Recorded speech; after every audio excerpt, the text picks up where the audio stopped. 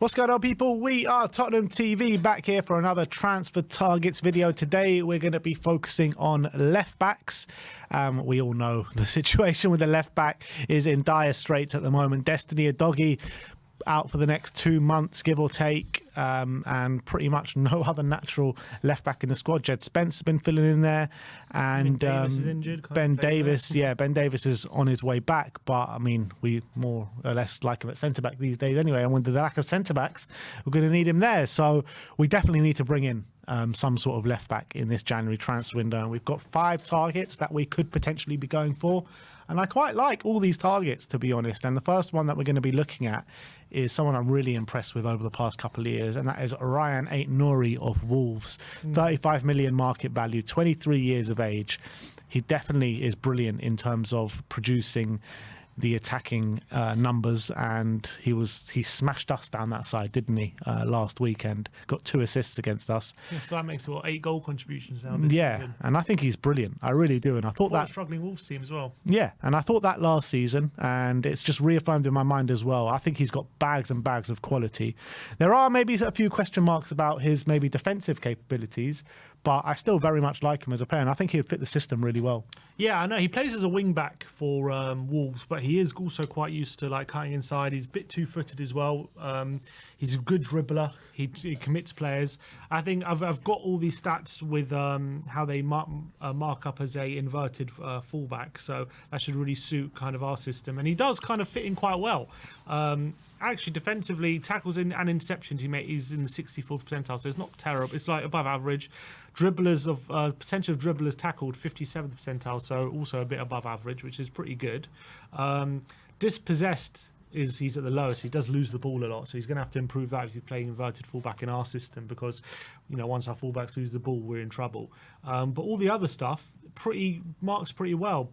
Passes received is good. Touches the ball quite a lot. Progressive carries into the final third is good. That's very much what Doggy's used to. Progressive carry distance is good. Pass completion is good as well. Passes though, pass into the final third very low, and progressive passes is low. So, he's more of a Doggy than a Porro, but that could suit us because obviously Porro passes his way to progress the ball, and a Doggy very much carries his way to progress the ball, and Aït-Nouri's definitely the former. So I think he actually matches up fairly well, not perfectly, but definitely someone with potential to mould, I think. Yeah, and at the age of 23, Premier League experience as well. I think he's someone that can come in and really hit the ground running.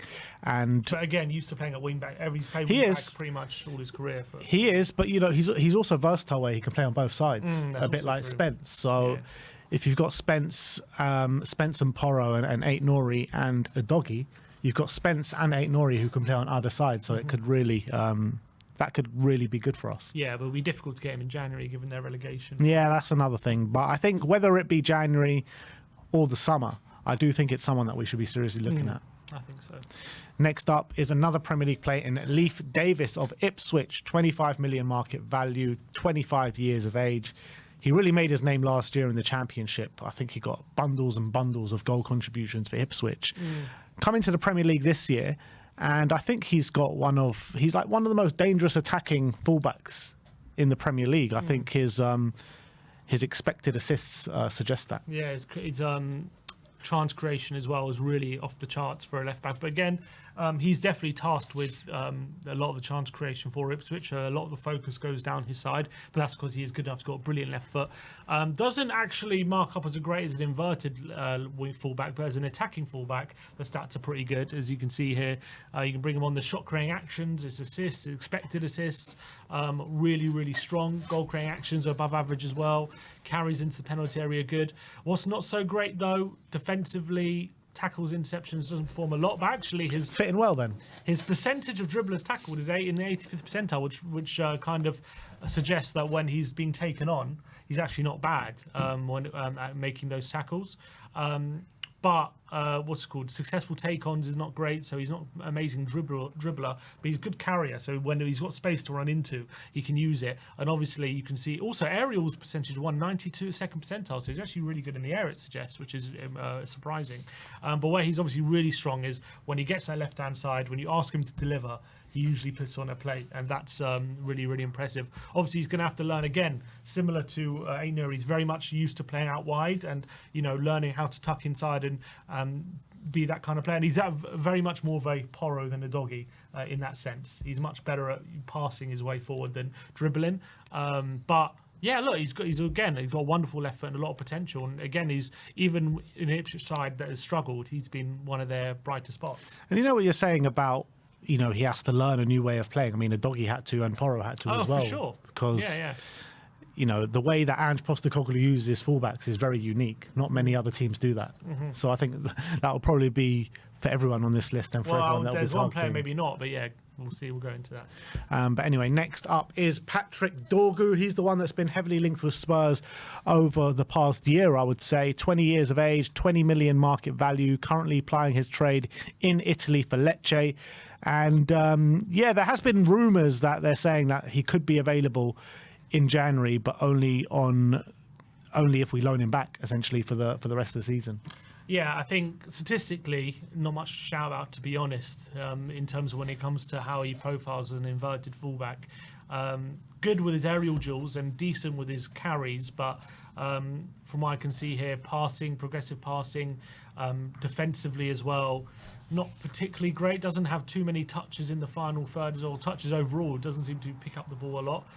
Gets dispossessed a lot as well. So it seems as though he doesn't make too many progressive passes and also get dispossessed a lot. So maybe he's just a work in progress. Maybe he just is he's 20 years of age. He's 20. He also doesn't play inverted much for his current club. So yeah, statistically, it's not like there's not anything I can see which suggests that he's ready right now. But maybe there's some even more underlying data which I'm not privy to. He seems to be very highly thought of in Italy, and I think Spurs were heavily linked with him in the summer, and so were many other big clubs as well. So I'm just not sure how he's got on this season, if he has progressed much from last season to this season, because last year they seemed to be talking very highly of him. Yeah. So next up, we are going to look at Ajax's Jorel Hato, 18 years of age, 30 million market value, a player that has a big, big future ahead of him. He's already had 5 caps for the Netherlands. I'm not sure if he was in the squad in the summer for the Euros, but already getting recognition for his country, starting week in, week out for Ajax at the age of 18. I think this one could be a really good one. 100%. And he was actually one I wanted in the summer. I think there was a lot of talk about him, and I was looking into him, and he seemed to be the perfect fit. Obviously, the Ajax education really helps. I think most players coming out of Ajax, the youth team, have some amazing technical ability and such good passing ability, and he's no different. And I think if you look at the stats, it looked like a no-brainer to me when you look at the stats, how well he fits as an inverted fullback. He's pretty much near the top of the percentile on most aspects, except for carries into the final third and dispossessed. He's pretty much way above average in a lot of these aspects. He has a lot of touches on the ball in the middle third as well. He receives a lot of passes, so he's getting into good positions. His pass completion is really good. He makes a lot of progressive passes and passes into the final third. He can also fill in at centre back and left back. He's kind of he can play both roles really well, which is exactly what's needed, I think, at Spurs.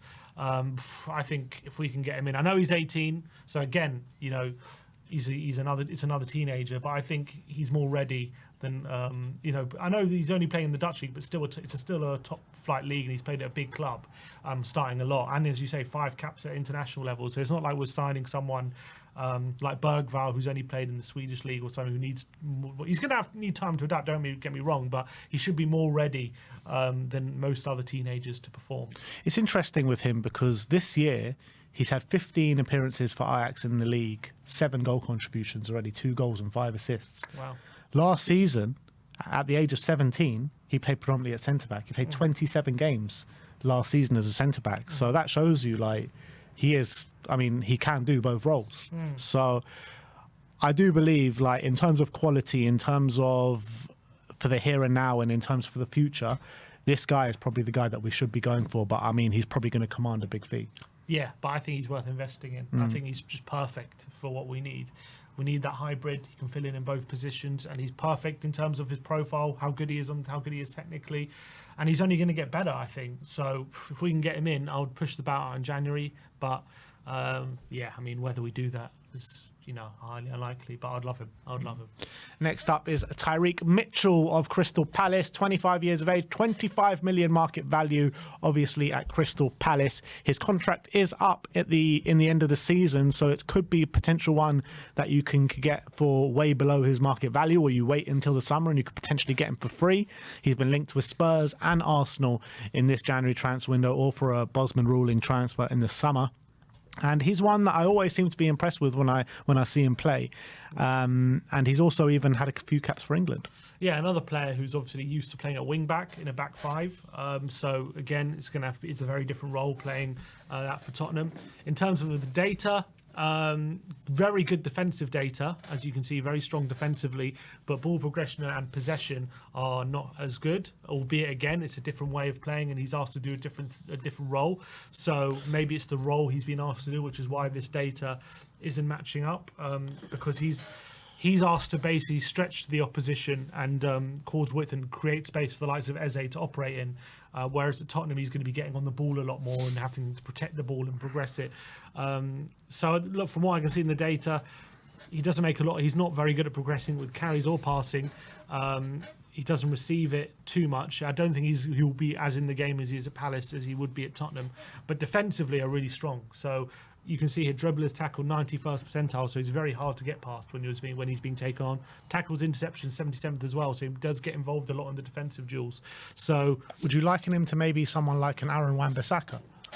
Probably, yeah. I think stylistically he is quite similar, albeit I think he's probably a bit better on the ball than Wan-Bissaka. A bit better in the final third from what I can see, because he's got quite a good left foot. But he's not like a player who if you put him in the final third like a Leif Davis, who's going to be a chance creation machine, but he'll put in some good deliveries, whereas Wan-Bissaka's, I don't think, very good at all in the final third. I think maybe these stats will probably improve views at Tottenham, because I think technically he's probably underrated, but he's not a perfect... Yeah, like when I compare him to someone like an Aït-Nouri, Aït-Nouri's a lot more technical and a lot more better on the ball than someone like a Tyreek Mitchell, I think. Be good if we could combine the two, get his defensive capabilities and Aït-Nouri's attacking capabilities. But those are the 5 players that we looked at for the left back. In terms of options, like who would Hato surely is going to be a number one choice. Hato, man. I think he'd be fantastic. Probably the most expensive one on the list, but also the best fit as well. So you got to pay for quality these days. That's the name of the game. But I think if it wasn't Hato, I'd still be very happy with someone like Ryan Aït-Nouri. I think Ryan Aït-Nouri would be brilliant. Hato would be my first option, but you just know the way Spurs work, it probably will be Tyreek Mitchell. Well, he's on a free in the summer, so... Yeah, or Dorgu. I don't see them going for Leif Davis, so I think, probably Dorgu or Mitchell are probably the ones we do go for. No, Tottenham. But those are the left backs that we have looked at today. Let me know your thoughts in the comment section below. Out of those 5, which one would you like to see us bring in? And if we haven't mentioned one, let us know your left back priorities in the comment section below. Thank you everyone for watching today. Like, subscribe and comment. And as always, come on you Spurs.